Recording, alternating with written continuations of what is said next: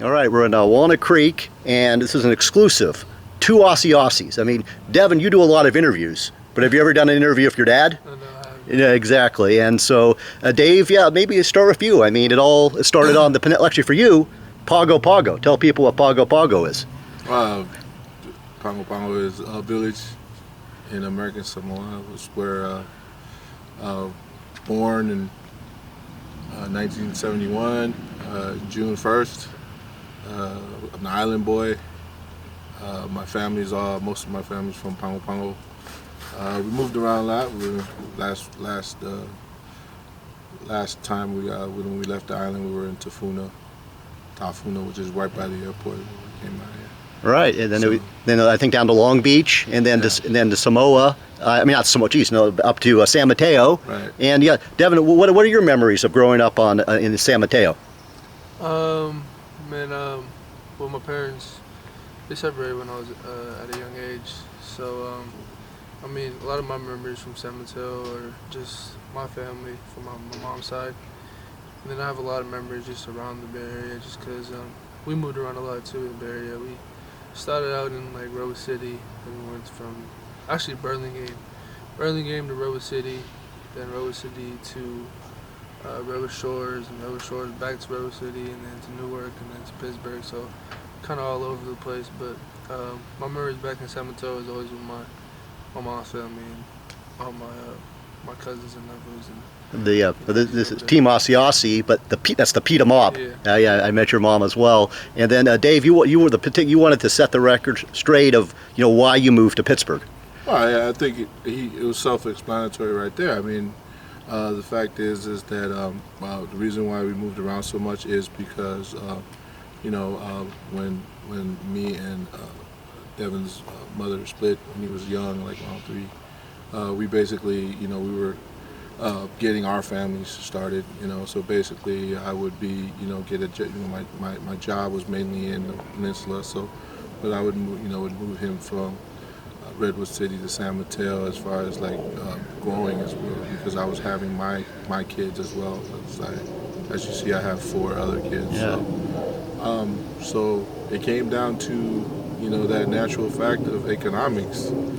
To set the record straight, a lot of people ask me, "Hey, that was a great job, great call of moving your son to De La Salle to go play football, and all the results that came from it." But quite honestly, it was just economics. It was more or less me and my wife had an opportunity to purchase some, be homeowners and purchase property out in San Mateo. So in Pittsburgh. So we moved out in Pittsburgh. We bought a house out in Pittsburgh, and we moved out to Pittsburgh.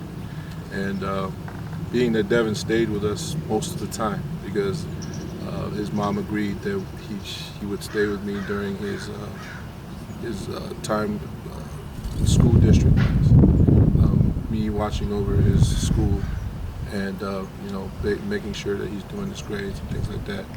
That was our agreement, and that she would get him on the weekends and major holidays and things like that for her family and whatever that she needs. But yeah, that was so all the families that that they're thinking about doing something like that, it's make sure we do it because of the fact that it's socioeconomic. It's like, hey, I want to be a homeowner. Let me go buy a house, and sorry, it's not in the Peninsula. It's way out in Pittsburgh. So right. That's where we ended up. Absolutely. And then, Dev, for you, we told the story once before, but it was windy. So, but how you were playing football on the Peninsula, and you heard about another Samoan named Boss Tagaloa. Oh, yeah. I mean, talk about this, because you guys never didn't meet until you got to Pittsburgh. Yeah.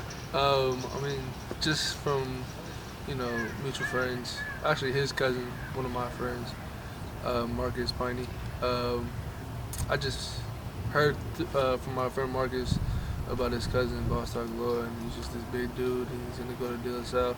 I didn't know he was going to De La Salle. I didn't know he was going to De La Salle, but I knew he lived all the way out in Pittsburgh, and he was a big dude. And I mean, it was definitely somebody to watch, and I always knew about him, always heard about him. So when I met him out in Pittsburgh, it's when we first met, and then ever since then we just been really close-knit brothers. That's exactly, because everybody at De La Salle are brothers, but you guys are as close as two non-brothers can be. I mean, and then maybe this, you guys, I mean, it's, Dev would always have been a good player, but what De La Salle made you even better. Like the adage is, if you're average, they'll make you good. If they're good, they'll make you excellent. If they're excellent, they'll make you whatever, a four or five star recruit.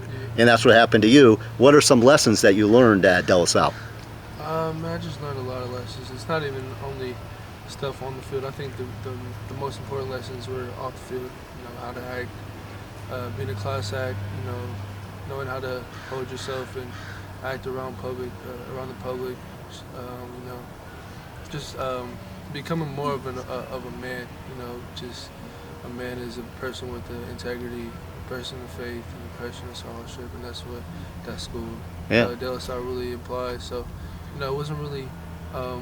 I think the best lessons I learned were lessons off the field. Yeah, no. So, enter to learn, leave to serve, and then maybe this I'll get back to you in a second, Dave. But for me, I go to practices, and I notice. I mean, at some places, like the better players, the coaches are afraid to tell them what to do. Not at De La Salle. I mean, Coach Allen Ball, the other coaches, they treat you like all the other players. I mean, if you do something wrong, they're going to let you know about it. Oh yeah, definitely, and I think that's something that I really need. Because at the end of the day, I mean, he taught me the same way. I mean, even if when he was coaching me in basketball or coaching me in football, it was all the same thing. Whenever I mess up in something or I did something wrong or I'm being lazy, he'll hold me accountable. And so going over there at De La Salle, it was nothing new. I mean, it was basically what I've been taught my whole life. Sure. How I've been taught my whole life. So it wasn't anything I took into like, oh man, this is different. It's gonna be hard. I already knew how that was and how that teaching was. So it wasn't really anything that I had to, you know, adapt to. Right. Go ahead, Dave. My wife, Devin Asiasi, was the one that when we first got to Pittsburgh, we sat there and we go, okay, so he's going to go to high school, but we had to really take a serious look at what we wanted for him as far as academics. And what a lot of people forget is that De La Salle is a great academic college preparatory institution in California. I mean, it's one of the best as far as getting kids ready, grade-wise, learning to take classes, learning to time management and all that stuff. It's one of the best schools there. Right. So that's one of the other main reasons why we definitely looked at De La Salle as an option for his schooling, because it was that or we lived in Pittsburgh, so it could have been public schools in Pittsburgh, Antioch, Deer Valley, but we said to ourselves, we got to make a sacrifice for him to get him prepared for college, because I knew what type of athlete he was, and I knew that even if I was to bring him here to Berean Christian, where we're at right now on the field, that he would still get the offers that he would get, but he wouldn't be prepared from the standpoint of how to function in a program. Right. And that's what De La Salle does the best, is with their coaching staff and everybody there, is they prepare the young men to play in 4-year programs. How to be accountable, how to get there, how to practice, how to work in the weight room, and all those things. And I did my homework on every inch of what Coach Ladisher preached, obviously the weight program and what they did. And I said, that was, if he couldn't get in there, then I would have had to bring him out here and try to do my best here at Berean. Right. Those were the two schools that was available that year. And when he got on the waiting list at De La Salle, me and my wife were like, oh my God, we're probably gonna have to get him over to Berean. And I already had friends here. I knew Coach Hodgins was here, Coach Taylor. So we didn't really want to, but we were just happy that he got off the waiting list and was able to get on to De La Salle. Yeah, actually, you mentioned something, getting ready for 4-year school, but De La Salle gets you ready for life. Maybe this, Devin. I mean, what's your favorite subject there at De La Salle? My favorite subject, I think it's not even this year, it was last year, it was history. My favorite subject is always history. It's just I like learning about things in the past and things that happened in the past. So. Exactly. And then I'm trying to think, maybe a teacher that sticks with you there at De La Salle. Oh, I think every teacher I've been with, I think you can say I've made a little close personal relationship with. I mean, I know them all, and I every time I see them in the hallways, it's no casual greeting. It's always something I have with them. And it's always something good to have. So. Yeah, you'll miss them. You know, it's for me. I remember I've been doing this with you since March, Yeah. and to me, I'll let you speak. It seems like the season. I mean, we met in March. It seemed like Texas was forever, Yeah. and now Texas is in the rearview mirror. Yeah. And as the coaches tell you, I mean, you just have your Cal High, and then an NCAA. I mean, you have two games guaranteed. There might be more. Has the season gone by fast? Yeah, it's Sure. gone Yeah, by yeah, really yeah. fast. I mean, it speaks for itself. I mean, can't really say anything about it because it's been just like that, and I know it's just gonna be done just like that. So, I mean, I'm gonna try to make the best of it and try to, push my team and do my job and work my hardest to get my team to be successful. Yeah, exactly, because the goal is always state, and that is whatever, December 19th, December 20th. Yeah. Then you take one day off, and then you're gonna have to stay in shape. I mean, no basketball. I think. I mean, No it's all, basketball. yeah, exactly. Okay. I mean, yeah, maybe I'll let Never say never. No, okay. Coach, Because, yeah, okay. Coach Lopez might be watching this. Yeah, okay. Yeah, and then the other thing, because they'll let Dave speak, because coming up the ranks are the Asiasi sisters. Yeah, exactly. And tell people who they are. Well, I mean, coming up the ranks.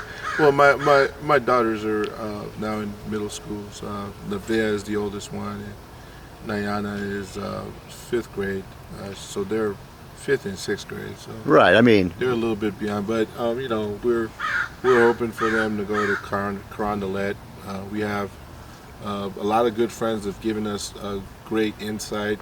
Also, as far as people that went to the school, one of them actually is Marnie Carter, who was a Carondelet alumni before even Devin came here. She was the one that actually told us about the school, and she gave us the point of view of a Carondelet alumni. yeah. And that was kind of interesting because we always thought that De La Salle was a boys' school, and and she came out to work. She was from Concord, but she was working out in the Redwood Shores area right with us. So she was the one that actually got us in, talking to us because her oldest son went there, and she was telling us about it, how it's just like going to a school, normal social function. The girls are right across the street, even though it's an all-boys school. So it was great for her to give her insight on that. So it was kind of cool. I saw something, Dev. Your girlfriend's down on the Peninsula, so I mean that's where she is. But would you have gone to De La Salle if there wasn't a girls' school across the street? Oh yeah. I mean, the tradition itself is a great tradition, and the school itself is a great school. I mean, I'm not gonna make my decision on girls and something that has completely different. Yeah, no, I'm just messing around. Yeah. Yeah. See, we got this on tape. We got this on tape. So you never walk across the street there to Carondelet? I don't actually. Okay, fair enough. Is that true, Dave? I don't know. Oh, okay, yeah, I don't know. He's never there. I've never met, Okay, I've never yeah, met anybody okay, from yeah. Carondelet at my house. Yeah, so. yeah, exactly. Yeah, I'm trying to think of what else. Anything else, you guys? Maybe the future. I mean, I'm the one few guy. I mean, I'm kind of interested. But everyone else, I'm not even. I mean, you can pretty much visit anywhere you want. I think you've been to Alabama. Where else are you thinking about visiting? I have a visit to UCLA in a couple weeks. I think it's November 12th. It's after this week. You know what? It would be the bye week of the. Bye week. Yeah. First round bye week. So I'm going down there actually with Boss. And Boss is his family and my family. So we're both going down there. And playing. And we're supposedly Antoine might be coming with us. Antoine might be coming with us.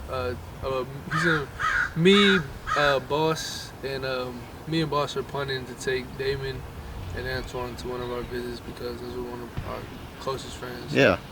Planning to taking them to one of our visits. And Wiley. Yeah, no, Damon Wiley, number 56, coming off the end. Yeah, And that's the thing. I mean, hopefully the coaches, everyone knows about 16. And Joe Montana, why are you 16? Joe Montana. Yeah, okay, see, exactly. And you had to be growing up on the Peninsula. Yep. And number 75, Boss Tagaloa. Yeah. But that's the thing, 28, Antoine Custer and Wiley. They got some offers, but hopefully they can get some bigger offers. Yeah. I mean, I think Antoine is probably the most underrated running back. I think there Definitely. is. Because when you see that dude hit that hole and it's like he has that speed and he hits his top speed, he looks like a college running back. Right. No doubt. Damon Wiley, I mean, I think he's he can go to a Division I college too. I think that's personally what I think, Yeah. because the way his work ethic is, and how he works in the weight room, how he works on the field, and how he just his physicality on the field and making plays on the field. He should. Yeah. No, you can't measure both those guys' heart. I mean, yeah, exactly. And well, particularly with Custer, years ago, there was a guy named Maurice Drew.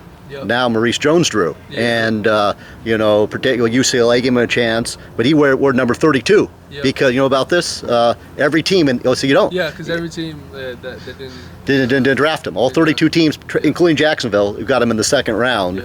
Yeah, I'm trying to think. This is just great. No, I think we almost have to wrap up here because the sun has shifted, Dave, and you almost look like an angel now. I mean, no, you look the same, but the sun. I mean, yeah, the sun is coming down. I know. I'll show you. You'll see this on tape, but no. So you find that funny, Dev? Yeah, I do. Yeah, okay. So you know a different side of him.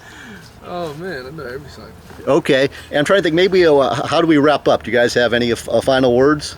It's been a great experience. I think for us as a family to have brought. We knew that our decision was great. We were awesomely pleased with it to begin with, but we've been pleasantly surprised and really thought that picking De La Salle, bringing him to De La Salle has been a great experience for him and for us, experiencing the whole football thing and the actual meeting the legendary coaches and the legendary staff that is De La Salle. It's been great. It's been awesome, and obviously my kids are still going to be in the area when this guy is going to be out of the house and looking for his place in the world and going off and to college. So He'll still see at Christmas time and summers, I would think. Yeah. We'll come by every now and then. Now that we got Angel playing, for the team and sophomore, so yeah, we'll be there. But yeah, it's been awesome. I'd like to thank everybody there, the coaches, the administration, Brother Robert. It's been awesome. Yeah, and Dev, I'll give you the final word here. I'm trying to think. I guess I'm supposed to ask questions. I mean, So you want a question from me? I'm trying to think here. Would it be? I don't know. What will you miss most about De La Salle? I think my teammates the most. Just knowing. Brotherhood. I mean, the brother. I mean, they always say that you can say you experienced brotherhood by going to De La Salle, but until you actually really experienced it and gone through all 4 years, it's just probably like it creates the I think the biggest and the greatest bond you have with your brothers, because I mean you started from freshman year, and you went to JV, and from JV you went to varsity and all that, all leading up to your senior year. So you go through 4 years, four summers of liners, circuits, 400s, tires. Then you have a whole full season of gassers, and every day you got one-on-ones, or every day you're hitting, and then you have to create some. You have to create some relationship, and going through that pain and the grind with your brothers, it just creates a better relationship with everybody. So, I think the most thing I'm gonna miss is my brothers and my teammates, because we struggled and we grinded together. So yeah, no, you still have a few games left with them. You'll cherish that, but then it'll continue afterwards. Yeah. And I just can't thank you guys enough. I mean, this has been a special day for me, and we can do more in the future. Thank you, Dave Asiasi, Devin Asiasi, 2 Asiasis for the price of 1 today. yes, sir. All righty, Thank you, Brian. Okay, thank you, awesome.